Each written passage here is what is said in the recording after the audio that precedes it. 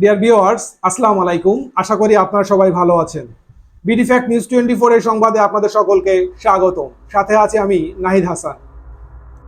প্রিয় দর্শক, Saint Martin যেতে লাগবে নিবন্ধন, দিতে হবে ফি। চলুন বিস্তারিত জানা যাক। সেন্ট মার্টিনে যেতে হলে পর্যটকদের জন্য নিবন্ধন ও ফি বাধ্যতামূলক করা হচ্ছে। বেসামরিক বিমান পরিবহন ও পর্যটন মন্ত্রণালয় এই নিয়ম বাস্তবায়ন করছে। কক্সবাজার উন্নয়ন কর্তৃপক্ষের উদ্যোগে সকালে সচিবালয়ে এক সংবাদ সম্মেলনে এ তথ্য জানানো হয়। বঙ্গোপসাগরের 8 কিলোমিটার আয়তনের প্রবল দ্বীপ সেন্ট মার্টিন। প্রতি বছর লক্ষাধিক পর্যটক বেড়াতে যান যেখানে, যা সেন্ট মার্টিনের ধারণ ক্ষমতার চেয়ে অনেক বেশি।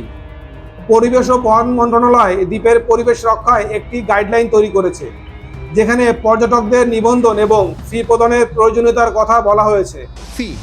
ফি দিয়ে যেতে হবে, এই দায়িত্বটা কিন্তু আমাদের মন্ত্রণালয়ের না, গাইডলাইনে আছে, এটার দায়িত্ব হচ্ছে জেলা প্রশাসনের, কিন্তু এটা চূড়ান্ত হয় নাই। আমরা এই সম্পর্কে কোনো বক্তব্য রাখি নাই। তবে এই সিদ্ধান্তটি এখনো চূড়ান্ত হয়নি। গাইডলাইনে জেলা প্রশাসনকে দ্বীপটির ভ্রমণ সংক্রান্ত নিবন্ধন এবং ফি ব্যবস্থাপনার দায়িত্ব দেওয়া হয়েছে। পাশাপাশি দ্বীপে প্লাস্টিক নিষিদ্ধ করার কথাও উল্লেখ করা হয়েছে।